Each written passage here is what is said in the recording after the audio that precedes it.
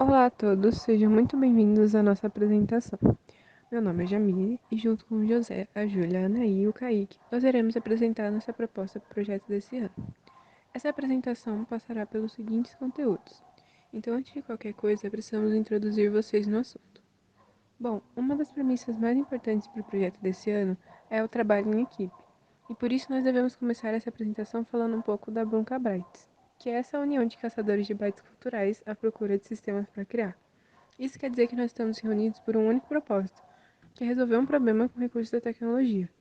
Para que essa união seja bem organizada, também fizemos alguns combinados que foram muito importantes e baseados nos princípios ágeis, como a comunicação, o respeito e o gerenciamento. E queremos que nosso planejamento possa ter referências também no Scrum. Além disso, nossa equipe será dividida em algumas subequipes, sendo elas documentação e mídias, que terá a Júlia como responsável, desenvolvimento, front-end, back-end e banco de dados, dividida entre o José, o Kaique e eu, e o design e experiência do usuário ficará sob a responsabilidade da Anaí. Mas afinal, que problema é esse que estamos tentando resolver? Não foi fácil pensar num problema só, então usamos recursos do Design Thinking para tentar encontrar esse foco para seguir. Depois de muitas trocas, acabamos no assunto em comum, nossas dores encontradas durante a vida acadêmica aqui no IFSP. Acabamos percebendo que tirar dúvidas aqui faz parte de uma vida um pouco solitária, que existe que você tenha os caminhos certos e os contatos certos para encontrar os lugares onde as informações estão disponíveis. E nem sempre quando você encontra, a informação está clara e objetiva. Então, o maior problema é que os estudantes têm dificuldades em se adaptar, pois precisam passar por vários canais até conseguirem tirar suas dúvidas. E é aí que nasce a ideia do iFriends. A proposta do iFriends poderia ser resumida numa única missão: nós queremos ser capazes de oferecer uma plataforma que quebre barreiras de comunicação e acolha os alunos no seu processo de exploração acadêmica. Para isso acontecer, nossa inspiração vem muito das comunidades sobre software livre, que lá atrás já difundiu essa ideia de que o conhecimento não deve ser restrito a poucos e que programar não é só código, assim como aprender não é só entregar atividades.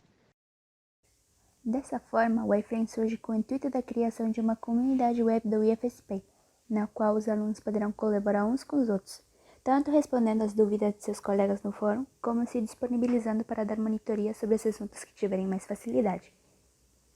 Isso é muito importante para nós, não só porque está relacionado com a nossa missão, mas também porque desse jeito podemos contribuir com a criação de formas complementares de aprendizagem para os alunos, além de dar início a uma cultura de difusão de conhecimentos de forma colaborativa. E é por causa de tudo isso que o nosso foco é fazer com que a comunidade seja o nosso espaço de acolhimento, que seja de alunos para alunos. Em vista disso, e já tendo em mente nosso público-alvo, toda a esquemática da elaboração do escopo inicial se baseou em atender jovens e adultos, já que no Instituto temos a presença de alunos que se encontram no ensino médio, como também aqueles do ensino superior. Então, para progredir na nossa proposta, era essencial fazer um estudo inicial deles. Esse estudo se tornou a chave para planejar melhor a proposta e também dar motivos para eles se interessarem pelo nosso sistema. Esse estudo também foi responsável por nortear a equipe nesse escopo inicial, já que com ele foi possível reunir informações importantes e estabelecer melhor a experiência que gostaríamos de proporcionar aos nossos usuários. Como forma de verificar se o público-alvo da nossa proposta seria atingido, ou seja, se os alunos aqui do IFE fariam uso da comunidade, a gente elaborou um formulário via Google Forms com 10 perguntas e enviamos nos grupos de WhatsApp para que os alunos respondessem de forma mais sincera e compatível possível com a sua realidade. Nós obtivemos 45 respostas e a compilação desses resultados obtidos nos mostraram que 86,7% dos alunos que responderam são do curso técnico integrado ao ensino médio. 66,7% dos que responderam sentiram dificuldade ao se adaptar no IF quando ingressaram e compartilharam algumas dessas dificuldades, como relação com o funcionamento do IF, o volume de atividades, os conteúdos, etc. 60% não costumam ir às monitorias porque não conhecem suas informações, não sabem quem estará fornecendo, o local, de maneira geral essas informações básicas de uma monitoria. E 85,5% respondeu que usaria o sistema que a gente está propondo e acredita que ele ajudaria na sua vida acadêmica. Então, tendo por base essas informações coletadas na pesquisa, a equipe validou algumas das funcionalidades que pretendiam, como perguntar e responder as questões, que é a função principal da comunidade de perguntas e respostas, possibilitar que os usuários perguntem e que também respondam as questões que ali forem colocadas, e a gamificação para que os usuários ganhem reputação a cada resposta fornecida. Isso quer dizer que com cada resposta que o usuário fornecer, ele vai receber uma pontuação acumulativa no seu perfil. Outra funcionalidade levada em consideração também foi a aplicação da relevância nas perguntas. Portanto, as perguntas que atingirem maior repercussão seriam mostradas logo na página inicial.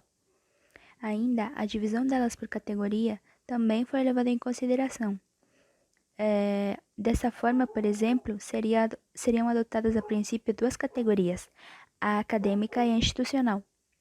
E por último, mas não menos importante, temos a divulgação de monitorias. Essa divulgação ocorreria no próprio perfil do usuário, em uma seção propícia. Bem, para desenvolver todas essas funcionalidades, utilizaremos HTML, CSS, JavaScript, React e Bootstrap para a base do nosso front-end, sendo o React para o controle dos estados da aplicação, que junto do framework Bootstrap agilizarão o nosso desenvolvimento. Quanto ao banco de dados, será utilizado PostgreSQL, com um SGBD popular de SQL e que serve para executar comandos no banco, como consultas e alterações nos dados ou na estrutura. Para o back-end, vamos usar a linguagem Java. A escolhemos pelo fato da equipe já possuir experiência ou já trabalhar com a mesma. Ela também possui uma boa maturidade, tendo muitas informações disponíveis, como em fóruns de dúvida como o Stack Overflow, para ajudar no nosso desenvolvimento. Em conjunto, será utilizado o Spring Boot, que é um framework Java de código aberto. Como padrão de desenvolvimento, será utilizado o MVC, que separa o projeto em 3 principais camadas, sendo elas Model, View e Controller. Para hospedar essa aplicação, será utilizado o Heroku, que é uma plataforma de nuvem que suporta diversas linguagens e permite a implantação, escalonamento e gerenciamento do sistema. Para o versionamento da aplicação, utilizaremos o SVN, por ser um dos requisitos da disciplina. E como inspiração para o nosso sistema, nós estudamos a plataforma Scud, que é uma aplicação web de código aberto de perguntas e respostas inspiradas no Stack Overflow. Ela usa de base as mesmas tecnologias do projeto. Tendo isso em vista, no caso da inviabilidade de seu uso, podemos reaproveitar ideias usadas por ele. Como arquitetura, utilizaremos REST API, a qual consiste em um cliente que realiza uma requisição por meio de métodos como GET, POST, PUT e DELETE, que é enviada à API, a qual irá processar os dados e enviar para o devido recurso, sendo cada recurso acessado por meio do método e a URL passada na request. E se forem válidas, vão até o banco e retornam uma response, que irá possuir uma representação, a qual normalmente é um JSON ou um XML. Essa response que contém a resposta enviada ao cliente. Beleza, mas agora a gente precisa de uma plataforma para trabalhar com todas as linguagens de framework que o José acabou de falar. Por isso eu Visual Studio Code, porque além de ser um dos editores de código-fonte mais popular atualmente, ele possui diversas extensões que facilita e adapta na hora de programar. E o Verific também é um editor, vai ser responsável pela construção do documento em LaTeX. Agora que não pode faltar de jeito nenhum é o Figma. É daí onde vai sair todas as ideias e a prototipação do iFriends.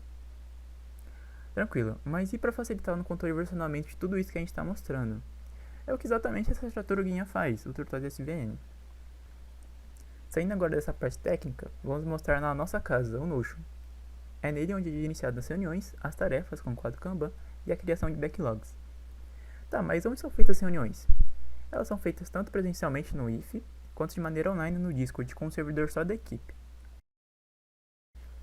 Bom, se você chegou até aqui e não entendeu muito bem como funciona iFriends, nós criamos um fluxo de usuário para melhorar a visualização do projeto. Então, aqui o aluno 1 faz uma pergunta, a pergunta possui uma resposta que igualmente possui uma pergunta, a resposta gera uma reputação que é atribuída ao aluno 2 que enviou a resposta. Aqui o aluno 2 disponibiliza a monitoria e o aluno 1 frequenta a monitoria.